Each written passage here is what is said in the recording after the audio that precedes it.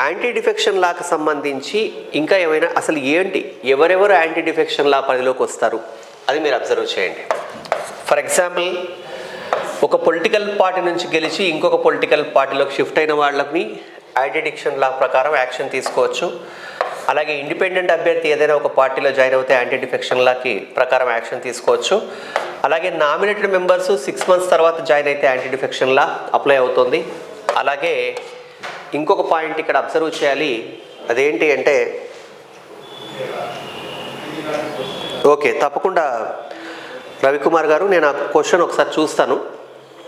మీరు ఒకవేళ కనుక ఇంకా ఏమన్నా ఉంటే కూడా, అంటే ఇక్కడ నేను చెప్పిన క్రాస్ చెక్ చేసుకోండి, నేను క్వశ్చన్ చూశాక మళ్ళీ మీతో మాట్లాడతాను. ఓకేనా?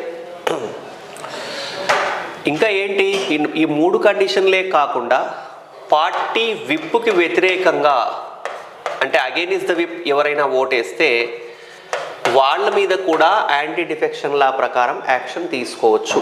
ఇది మనం ఫస్ట్ చెప్తాం యాంటీ డిఫెక్షన్ లా విషయం. అలాగే ఎవరికి అప్లై అవ్వదు అంటే, ఫర్ ఎగ్జాంపుల్ స్పీకర్ ఉన్నాడు, who presides over the house. Speaker ఒకవేళ కనుక రూలింగ్ పార్టీ మెంబర్ అయినా, అతను ఒకవేళ కనుక రిజిగ్నేషన్ ఇచ్చినట్లయితే, అంటే ఇండియన్ డెమోక్రసీలో మనకి ఏమని ఉంది, స్పీకర్ ఏమి తన యొక్క పార్టీకి రాజీనామా చేయాల్సినటువంటి అవసరం లేదు. బట్ ఒకవేళ కనుక స్పీకర్ రిజిగ్నేషన్ ఇచ్చి స్పీకర్గా కంటిన్యూ అవుతున్నప్పటికీ కూడా అతన్ని యాంటీ డిఫెక్షన్ లా ప్రకారం అతనికి వర్తించదు, అంటే స్పీకర్కి వర్తించదు. ఎందుకు?